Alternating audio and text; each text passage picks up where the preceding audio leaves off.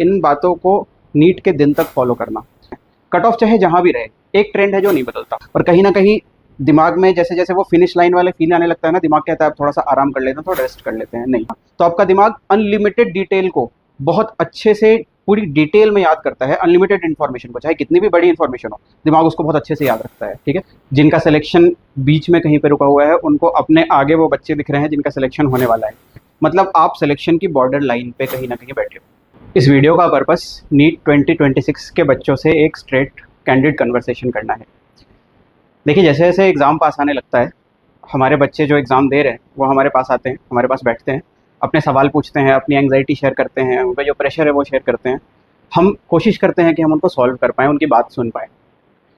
ये जो वीडियो है, ये उन सभी बातों का एक कंपाइलेशन है, एक सार है। तो जो भी बच्चे ये 10-12 दिनों के बाद नीट 2026 देने वाले हैं, ये आपके लिए एक विजडम का गोल्ड माइन हो सकता है। थोड़ा कैंडिड रहने वाला है, थोड़ा हार्ट टू हार्ट रहने वाला है, थोड़ा अनप्लैंड है, लेकिन आप इस वीडियो को एंड तक देखना। और इसमें जो भी बातें बताई जा रही हैं, स्ट्रॉन्ग रिकमेंडेशन है मेरा कि आप इन बातों को नीट के दिन तक फॉलो करना। आपको डेफिनेटली इसका फ़ायदा होगा। अब ये बातें जो है ये जेनरिक नहीं रहेंगी। ये 3 पार्टों में मैंने कैटेगराइज करा है इन चीज़ों को। जो एडवाइस मैं दूंगा उनको मैंने 3 भाग में कैटेगराइज करा है सिलेक्शन रेशियो के हिसाब से। क्या है कि नीट में आपका सिलेक्शन होने के चांसेस कितने हैं, इस बात का पता लगाने का अभी तक का हमारे पास सबसे सेफ मेथड ये था कि लास्ट 2 साल के कट ऑफ चेक कर लो और उसका एवरेज निकाल लो।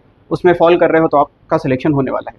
लेकिन क्योंकि इस साल केस इतना यूनिक है, लास्ट टू लास्ट पेपर आया था वो नीट की हिस्ट्री का सबसे ईजी पेपर था। लास्ट ईयर जो पेपर आया था वो नीट के हिस्ट्री का आई कैन से कि सबसे टफ पेपर था।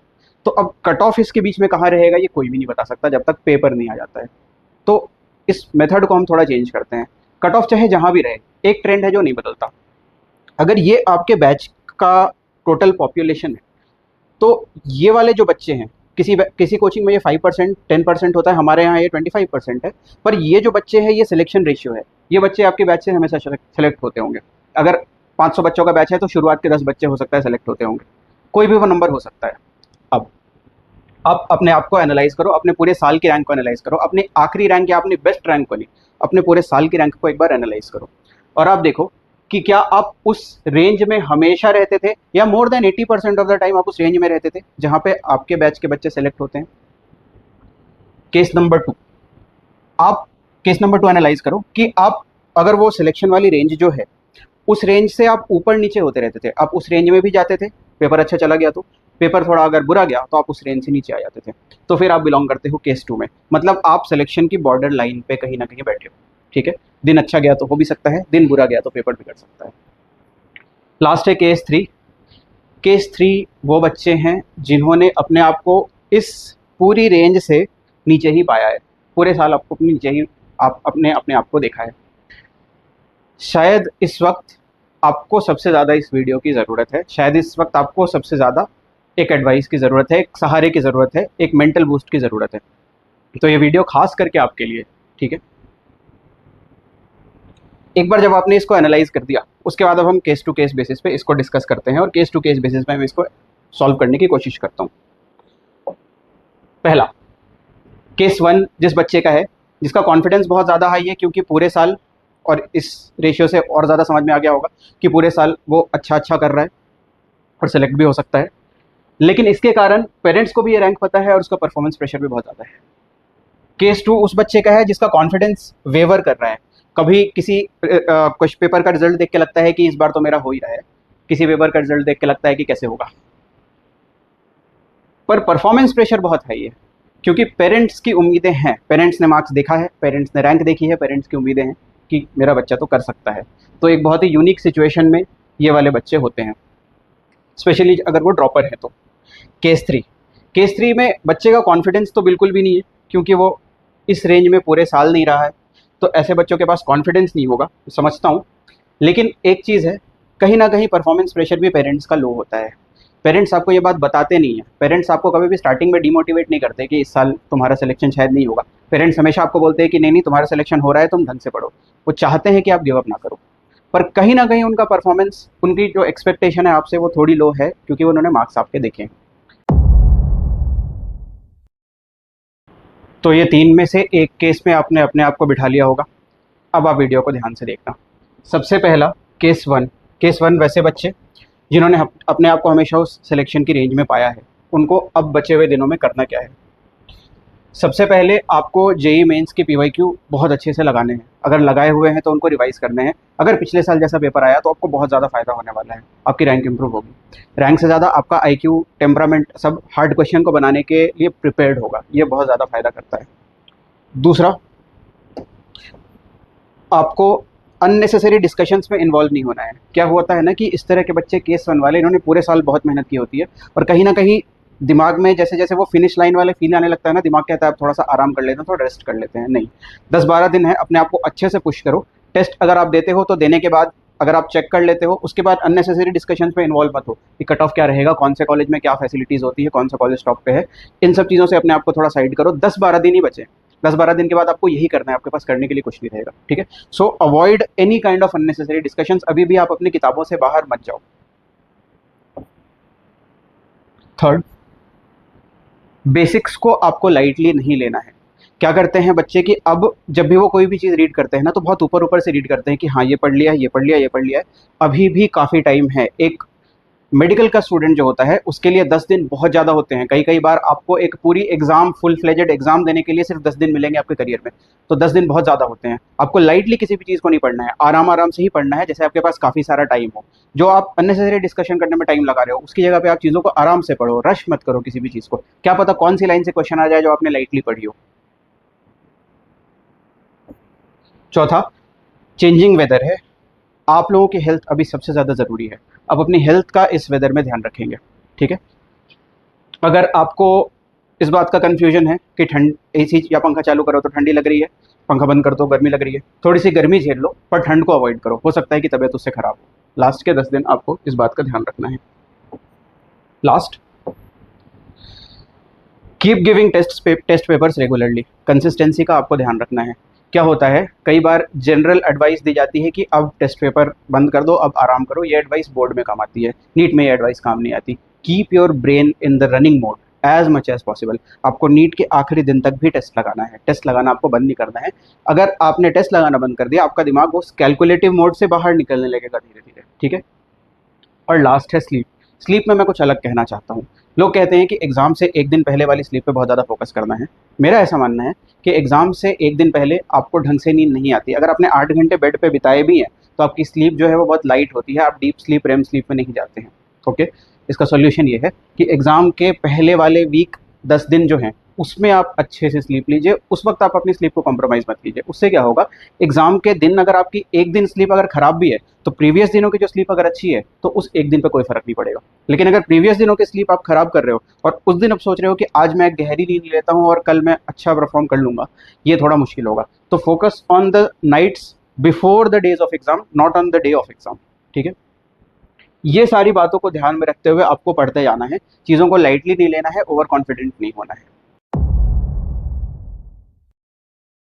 अब हम बात करते हैं केस 2 के बच्चों की, जिनका सिलेक्शन बीच में कहीं पे रुका हुआ है। उनको अपने आगे वो बच्चे दिख रहे हैं जिनका सिलेक्शन होने वाला है। आपके लिए मैं एक स्टोरी लेके आया हूँ। स्टोरी तो नहीं है, it is well documented in history. आपको मोटिवेट करने के लिए मैं कोई मनगढ़ंत कहानी लेके नहीं आया हूँ, ये एक्चुअली किसी ने करके दिखाया है, तो ये आप भी कर सकते हो। ये बात है 1958 की, जब मिल्खा सिंह अपना पहला गोल्ड जीता था उन्होंने एशियन गेम्स में। इससे पहले उन्होंने कोई गोल्ड नहीं जीता था और बहुत सारे रेसेस ऐसे निकल चुके थे जिसमें वो अपने इंडिया के तो बेस्ट रनर थे वो 400 मीटर में, पर उन्होंने एक भी इंटरनेशनल मेडल नहीं जीता था। यहाँ तक कि रिटायरमेंट का भी सोचने लग गए थे करियर के स्टार्टिंग में ही। ये जापान का एशियन गेम्स चल रहा था और लास्ट लैप पे आ गए थे और मिल्खा सिंह के आगे 3 लोग और थे। मतलब ब्रॉन्ज भी उनके हाथ से बाहर था। गोल्ड, सिल्वर, ब्रॉन्ज तीनों उनको अपने आंखों के सामने जाते हुए दिख रहे थे और उनको पता था कि ये रेस अब अगर हारी तो अगले 1.5 साल तक और कोई रेस मेरे पास नहीं है और मैं गोल्ड नहीं जीत पाऊंगा, शायद उसके बाद तो मैं रिटायरमेंट ही ले लूँगा। उन्होंने क्या किया, थके हुए थे पर उन्होंने अपनी आंखें बंद करी और जितनी ताकत बची हुई थी सब लगा के उन्होंने दौड़ना स्टार्ट किया, एक सिंपल से थॉट के साथ कि मेरे से आगे जो दौड़ रहे हैं उनकी एनर्जी, उनका स्ट्रेंथ, उनकी स्पीड में कंट्रोल नहीं कर सकता, लेकिन मैं अपनी स्पीड, अपनी स्ट्रेंथ, अपनी एनर्जी कंट्रोल कर सकता हूँ, अपना मैक्सिमम दे सकता हूँ। जो मेरे हाथ में है मैं वो कर सकता हूँ, बाकी सारी चीज़ें भूल के। ठीक है, इस रेस के एंड में उन्होंने गोल्ड जीता था और उनके सबसे आगे जो दौड़ रहे थे ये was 5 times Asian games champion, 5 बार के एशियन गेम्स चैंपियन थे। नॉर्थ कोरिया के प्लेयर को उन्होंने हराया था और उन्होंने गोल्ड जीता था, this was his first gold, और इसके बाद वो जीतते चले गए। एक टेम्परामेंट आ जाता है, विनिंग टेम्परामेंट, उसके बाद वो जीतते चले गए, उसके बाद उन्होंने बहुत सारे गोल्ड जीते हैं। उनसे जब एंड में पूछा गया ना कि आपने कैसे किया ये, अब लास्ट से फर्स्ट पे कैसे है, क्योंकि it was a rare phenomena, ऐसा जनरली होता नहीं है। मिल्खा सिंह ने बोला कि मैंने अपनी आंखें बंद करी और मेरे उस वक्त मेरी दुनिया में सिर्फ 3 लोग ही थे, मैं, वाहेगुरु और वो जो डोरी होती है फिनिश लाइन पर, वो, इन तीनों चीज़ों के अलावा दुनिया में और कुछ था ही नहीं। जो मेरे आगे थे, जिन जिन जो मेरे से एक्सपेक्टेशन लगा के बैठे थे, मेरा देश, वो सब मैंने साइड कर दिया। बस 3 लोग ही थे मेरे दुनिया में कि अब या तो वाहेगुरु दिखेंगे या फिर वो गोल्ड पोस्ट दिखेगा।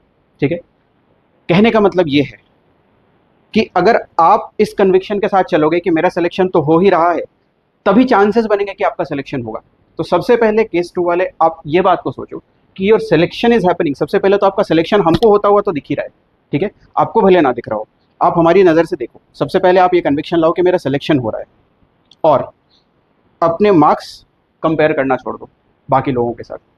जो टॉपर्स है उनके मार्क्स देखना छोड़ दो।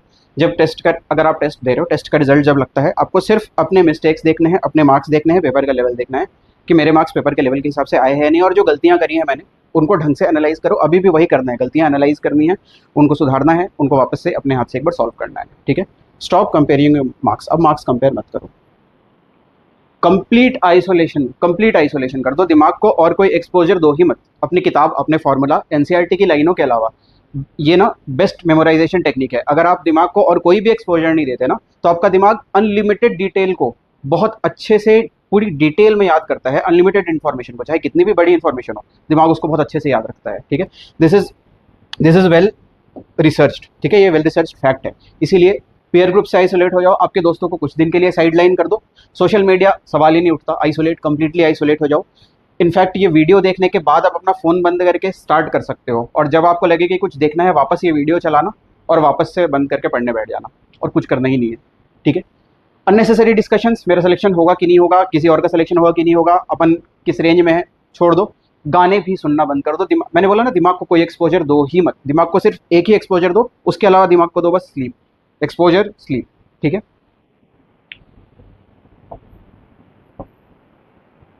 अपनी वीकनेस को आइडेंटिफाई करो, क्लोजली एनालाइज करो कि कहाँ पे आप वीक पढ़ रहे हो। कुछ टॉपिक्स ऐसे होते हैं जो 10 दिन में सही किए जा सकते हैं, इनफैक्ट 10 दिन में वो सबसे अच्छे याद रहते हैं। बेस्ट एग्जांपल है पूरी बायो, पूरी इनऑर्गेनिक केमिस्ट्री। ऑर्गेनिक केमिस्ट्री के वो वाले पार्ट्स जो सिंपल मेमोराइजेशन से हो सकते हैं, फिजिकल, 12th के फिजिकल के वो क्वेश्चंस जो बेसिक फार्मूला से आते हैं, ये आपके बेस्ट ऐसे एग्जांपल्स हैं जो आपने आज पढ़ा ना, तो अगले 10 दिन तक ये सबसे फ्रेश होते हैं, उसके बाद ये मेमोरी से जाने लगते हैं। तो ये लास्ट मोमेंट है, ऐसा मत सोचो कि इसमें कुछ हो नहीं सकता। अगर आप ढंग से पढ़ोगे, अपनी मिस्टेक्स खास करके इन टॉपिक्स में एनालाइज करके अच्छे से उनको इंप्लीमेंट करोगे, पीवाईक्यू लगा के एक बार एग्जाम में जाओगे, डेफिनेटली आपसे यहाँ का क्वेश्चन आएगा तो बनेगा।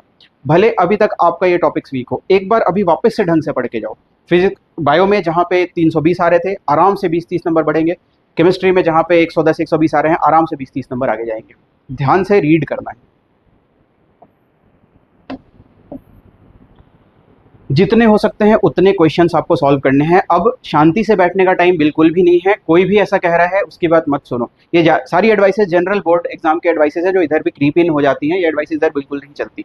आपको जितने हो सके उतने क्वेश्चंस लगाने हैं, अपने दिमाग को जितना हो सके उतना कैलकुलेटिव मोड में रखना है। हाँ, अगर कोई क्वेश्चन बहुत टफ है जो आपने पूरे साल में नहीं लगाया है, उसको मत लगाओ, पर जो लगाए हुए क्वेश्चन है उनको आप कंटिन्यूअसली सॉल्व करते रहो। तभी एग्जाम में नया क्वेश्चन आएगा तो आपको सोचने को मिलेगा, बनेगा। इनफैक्ट नीट में अगर पेपर जनरल आया तो नए क्वेश्चन होंगे ही नहीं, देखे हुए लगाए हुए क्वेश्चन होंगे, और दिमाग अगर कैलकुलेटिव मोड में होगा तो तुरंत लगा लेगा। लास्ट, अपनी स्लीप को आपको भी कॉम्प्रोमाइज़ नहीं करता है। उस दिन आपका ब्रेन कितना अच्छा कॉग्निटिव थिंकिंग लगा पाएगा, ये स्लीप पे बहुत ज़्यादा डिपेंड करेगा। तो केस 1 में जो एडवाइस दी थी वो यहाँ पे भी है, अपनी स्लीप पे फोकस करना है। स्ट्रेस, वरी, एक्सपेक्टेशंस, जब भी ये थॉट्स परेशान करे, आपको मिल्खा सिंह को याद करना है। हाँ, इनका ड्यूरेशन थोड़ा कम था, इनके पास सिर्फ फाइनल लैप था, इसलिए ज़्यादा ओवर थिंकिंग की जगह नहीं थी। पर अगर आप अपने आप को उसी इंटेंसिटी के साथ 10 दिन तक पुश करोगे तो आपके पास भी ओवर थिंकिंग के लिए कोई जगह नहीं बचेगी। अपने दिमाग में जगह मत छोड़ो, जो भी है वो इन चीज़ों से भर दो। ठीक है, ये है केस 2 के लिए। आपको बिल्कुल ऐसी मेहनत करनी है कि एटलीस्ट 3 मई को आप अपनी मेहनत से प्राउड हो सको। आपके पास और कुछ ना हो, रिजल्ट ना हो, बट आप अपनी मेहनत से एटलीस्ट प्राउड हो सको। अब मैं बात करना चाहता हूँ केस 3 उन बच्चों से जो कहीं ना कहीं शायद नाउम्मीद हो चुके हैं। आपके लिए भी मैं एक कहानी लेके आया हूँ। अगेन ये कहानी नहीं है, it is documented in history, history में डॉक्यूमेंटेड है, किसी ने ये करके दिखाया है, तो ये आप भी कर सकते हो। शायद आप इन बॉक्सर को पहचानते होगे, ही इज़ मोहम्मद अली। दुनिया के सबसे महान बॉक्सर्स में से एक हैं। इनको आज तक सिर्फ 5 लोगों ने हराया है। इन्होंने हज़ारों को हराया है, पर इनको आज तक सिर्फ 5 बॉक्सर्स ने हराया है। उनमें से पहले बॉक्सर वॉज जो फ्रेज़र। फर्स्ट, ये बॉक्सिंग की हिस्ट्री का one of the greatest matches है, जब जो फ्रेज़र ने मोहम्मद अली को हराया था, और इनके बाद ही और 4 लोगों ने उनको हराया। ही ओपनड इट, इन्होंने वो गेट खोला कि मोहम्मद अली को भी हराया जा सकता है। उसके जस्ट 2 साल पहले अली और जो के बीच में एक और मैच हुआ था। वो भी एक फाइनल था, एक छोटे से मैच का फाइनल था, और उसमें सबको पता था कि जो को अली बहुत आराम से हरा देंगे। अब जनरली बॉक्सिंग में 5 राउंड होते हैं और 20 मिनट तक का गेम चलता है।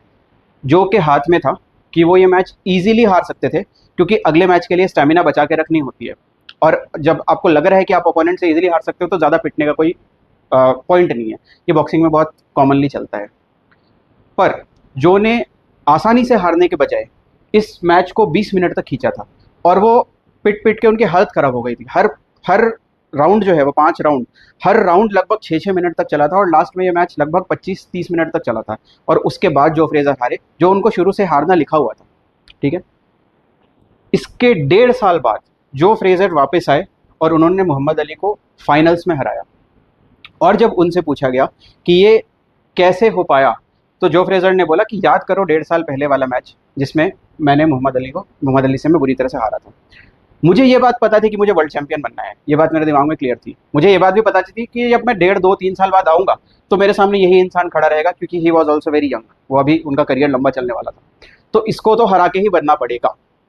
तो इन्होंने बोला कि ताकत तो मेरे अंदर वापस आ जाएगी, ताकत तो मैं वापस ले आऊँगा, जब मैं रिंग में उतरूँगा तो मेरे सामने यही बंदा खड़ा रहेगा। तो उस दिन मुझे बस ये देखना था कि मैं मोहम्मद अली से मार कितनी खा सकता हूँ, मेरे अंदर कितना स्टैमिना है कि मोहम्मद अली से मैं मार खा सकता हूँ और कितना उसको झेल सकता हूँ। मुझे ये एनालाइज़ उस दिन से मुझे कुछ तो निकाल के जाना था, मुझे सिर्फ हार के नहीं जाना था। तो मैंने ये एनालाइज़ उस दिन किया कि मेरी मार खाने की कैपेसिटी कितनी है, ताकि अगली बार जब मैं आऊँ, तैयारी के साथ आऊँ, तो मुझे ये पता रहे कि मैं कितनी देर है मेरे पास जिसमें मैं अली को हरा सकता हूँ। इससे हम क्या सीखते हैं बच्चों? हमारे केस 3 वाले स्टूडेंट्स जो ये सोच रहे हैं कि इस साल उनके लिए कुछ नहीं रखा, उनके लिए जो फ्रेज़र की ये कहानी एक इंस्पिरेशन की तरह है। सबसे पहले जो टेस्ट्स आपके लगाए जा चुके हैं, आप उनको वापस लगाओ, और आप ये देखो कि इन टेस्ट्स में जो टॉपिक्स मेरे को आते हैं वो बन रहे हैं या नहीं, और सिर्फ वही टॉपिक्स आपको नीट में वापस जाके बनाने हैं। जो आपसे नहीं बन रहे उनको छोड़ दो, जो बन रहे हैं सिर्फ वही जाके आपको नीट में वापस बनाने हैं। दूसरा, मेन एग्जाम में अपनी एक्यूरेसी चेक करना। आपने, मुझे पता है कि पूरा पेपर पे आपको कॉन्फिडेंस नहीं होगा, सारे चैप्टर्स में आपको कॉन्फिडेंस नहीं होगा, पर आपको फिजिक्स के कुछ चैप्टर्स में तो कॉन्फिडेंस होगा, काइनेमेटिक्स में होगा, किसी चैप्टर में, केमिस्ट्री के कुछ चैप्टर्स में तो कॉन्फिडेंस होगा, स्ट्रक्चर ऑफ एटम में तो सबको कॉन्फिडेंस होता है। कुछ चैप्टर तो आपको देखना है कि जिस चैप्टर में आप मानते हो कि आपको पूरा कॉन्फिडेंस है, क्या नीट के एग्जाम में आपसे वो क्वेश्चन ढंग से लग रहा है। क्योंकि अगले साल जब आप तैयारी करके आओगे, क्या होता है ना कि बच्चे सोचते हैं कि इस साल मेरी तैयारी नहीं है, तो इस साल तो मेरा एग्जाम चाहे जैसा भी जाए, अगले साल जब मैं आऊँगा तो मेरी तैयारी का लेवल यहाँ रहेगा, मेरा कॉन्फिडेंस का लेवल यहाँ रहेगा, अगले साल तो सीधा एम्स। ऐसा होता नहीं है। 1 साल बहुत छोटा टाइम होता है फिजिक्स केमिस्ट्री को 0 से पकड़ के मास्टरी करने का, अगर आप केस 3 में बिलोंग करते हो तो जब आप अगले साल तैयार होकर वापस आओगे तो यही प्रेशर रहेगा, यही एग्ज़ाम रहेगा, और यही ओपोनेंट रहेगा जिसको आपको डिफीट करना होगा। तो आपको ये देखना है कि जो मुझे लगता है कि मेरा स्ट्रॉन्ग टॉपिक है, उसकी एक्यूरेसी कितनी अच्छी है। अपनी गलतियां जानने का ये सबसे अच्छा मौका है आपके पास। तीसरा, बेसिक क्वेश्चंस फिजिक्स केमिस्ट्री के 10 दिन में आप अच्छे से करके जाओ, अच्छे से लगा के जाओ, और वहां पे अगर कोई बेसिक क्वेश्चन है तो उसको आप मत छोड़ना। अपना एक मार्क्स का टारगेट बनाओ, और उस मार्क्स के टारगेट आपको पहुंचना है बेसिक क्वेश्चंस के हिसाब से। चौथा, अपने आप को एनालाइज करने का ये सबसे अच्छा समय है। मेरी वीकनेस क्या क्या है, मैंने कोई टॉपिक अगर किया है तो वो कितना अच्छा है, नीट में वो क्वेश्चन कितने अच्छे से लगता है, मैं कितने देर तक फोकस कर सकता हूँ, मैं कितना ज़्यादा प्रेशर ले सकता हूँ, ये जानने का ये सबसे अच्छा मौका है। तो ये अगले जो 10 दिन है, इसमें अपने आप को मेंटली तो ऐसे ही एग्जाम देना है जैसे केस 1 का बच्चा दे रहा है कि मेरा तो होना ही होना है। इस प्रेशर के साथ पढ़ाई करो और इस प्रेशर के साथ आप एग्जाम दो। एनसीईआरटी को बहुत ध्यान से पढ़ो। आपको आइडिया भी नहीं है कि ये आइसोलेशन टेक्निक जो मैंने बताई, ये लगा के अगर आप एनसीईआरटी को ध्यान से पढ़ोगे, ये आपको कितना हाई रिटर्न दे सकता है। लोग ये आखिरी के 10-12 दिन को बहुत ही अंडर एस्टिमेट करते हैं, आखिरी के 10 दिन बहुत अंडर रेटेड है। इनको आप अच्छे से यूज़ करो, एनसीईआरटी को बहुत ध्यान से लाइन बाय लाइन पढ़ के जाओ, ऐसे पढ़ो जैसे अभी एग्जाम में महीनों बाकी हैं, ऐसे एक एक दिन में एक एक चैप्टर खत्म करो, और उसके बाद उस दिन तक आप करके जाओ। एक दिन में 11th का एक चैप्टर, एक दिन में 12th का एक चैप्टर खत्म करते हुए 10 दिन में 10 चैप्टर करके आओ, आप आराम से 300 प्लस करोगे। और उसके बाद आपको ये पता भी लगेगा, हमारी सिंसियरिटी बहुत ज़्यादा डेवलप होती है, हमारा स्टेमिना बहुत ज़्यादा डेवलप होता है, आईक्यू बहुत ज़्यादा डेवलप होता है जब प्रेशर में हम पढ़ाई करते हैं। ये आपको अगले साल काम आएगा। हमारे यहाँ पे बहुत सारे ऐसे बच्चे रहे हैं जिनकी तैयारी अच्छी नहीं थी तो उन्होंने एग्जाम को कैजुअली दिया, लेकिन एट द सेम टाइम ऐसे बच्चे थे जिनकी तैयारी उनकी जितनी ही थी, पर एग्जाम को उन्होंने बहुत सीरियसली लिया। हमने बोला बस हमारी बात मान के एग्जाम को सीरियसली दो, लास्ट मोमेंट तक पढ़ो। और अगले साल जब ये दोनों बच्चे बेहतर तैयारी के साथ आए, तो कई बार ऐसा भी हुआ है कि जो पहला वाला बच्चा था जिसने प्रीवियस एग्जाम को सीरियसली नहीं दिया था, उसका अगला साल बिगड़ा है सिर्फ इसलिए क्योंकि उसके पास प्रेशर पहली बार था, उसने वो नीट की सिचुएशन पहली बार हैंडल की थी, वो माइंडसेट में वो पहली बार घुसा था, जबकि इससे पहले वाले वो माइंडसेट में ऑलरेडी एक बार जाके आ चुके थे, अब बस उनको तैयारी पे काम करना था। ये बहुत बड़ा डिफरेंस क्रिएट कर देगा जब आप अगले साल सेक्शन में जाओगे तैयारी करके।